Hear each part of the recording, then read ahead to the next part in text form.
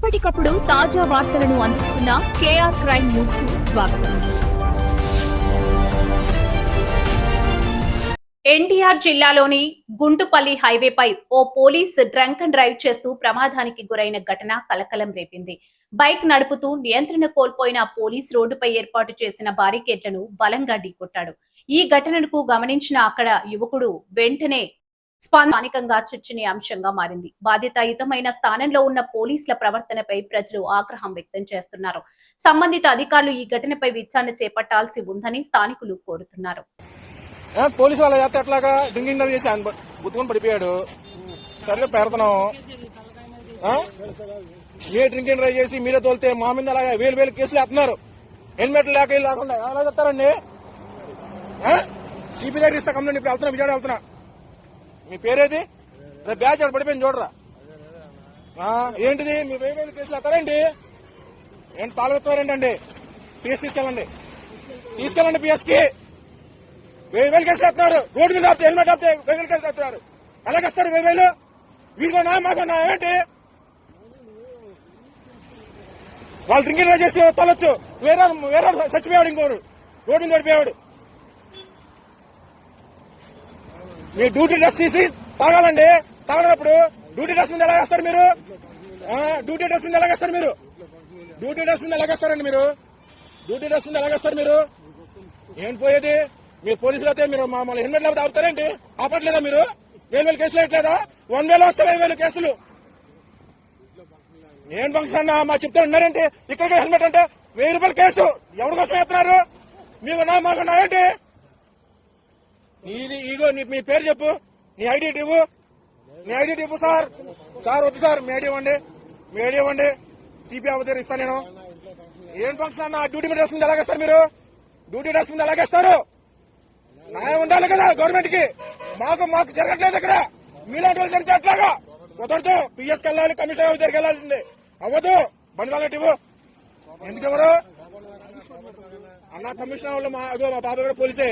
5 నిమిషాలు పెడతా proof. Press కూడా మా బాబాయే పెడతా 5 నిమిషాల్లో. ఏం కోపడదాకన్నా? ఏం గొడవకు?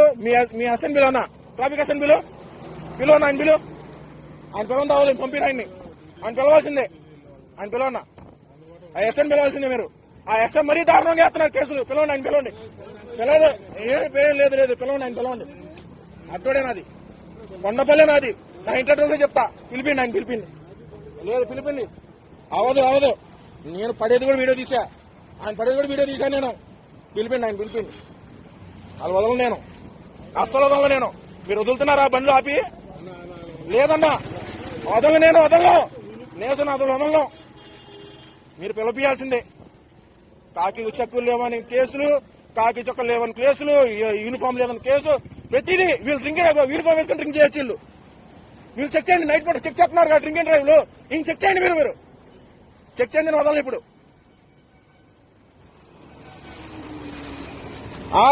దాన్ని గుర్తుకుని వెళ్ళిపోయాడు. కారు కింద పడేవాడు ఆయన. ఎవరికి బాధ్యత అది? ఎవరి బాధ్యత అది?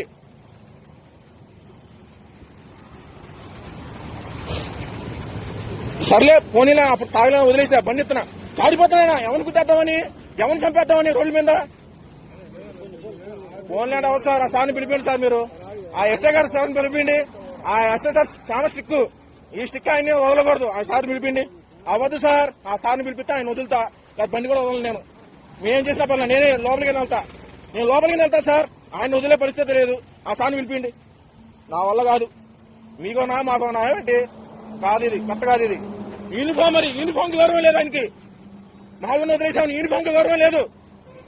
బ్యాచ్ లేదు. అవదు, వదలను నేను.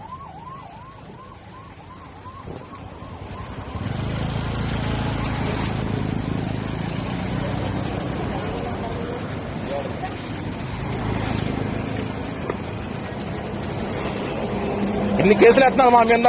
మేము 10,000 20,000 సంపాదించుకుంటాం. ఆ సంపాదన మాకు మొత్తం కేసులకే పోతున్నాయి. మీకు ఒక న్యాయం, మాకు ఒక న్యాయం. ఆపుతా అంటే వదులుతారన్నా? మీరు వదులుతారా? రే ఆగండ్రా అంటా ఉంటాం. అరే మేము సంపాదించుకున్నాం, అరే అంటారు మీరు. నేను వదలన్నా ఐసే గారిని పిలిపిని బంద్ వదులుతా.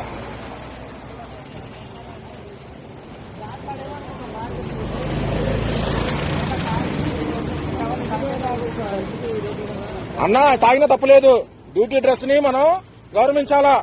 మనం నలుగురు బాగుపడుతున్నామంటే వాళ్ళ వల్లే. ఆయన కట్టగా ఉండాలా. ఆయన కట్టుకుంటే మనం నలుగురిని కట్టుకుంటాం. అవునా కదా? హెల్మెట్ ఇక్కడ ఉంది. హెల్మెట్ వేసుకోవాలి. ఆయన హెల్మెట్ వేసుకుంటే ఆయన కలగ కలిగేది కాదుగా.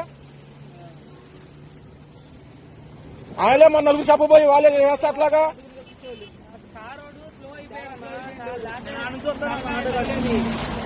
కారు తొక్కిచ్చాడు సార్. మేము చూసాం.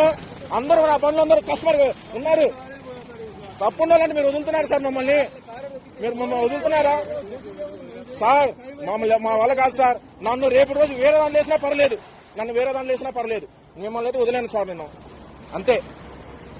మేము కట్టగా ఉంటున్నాం.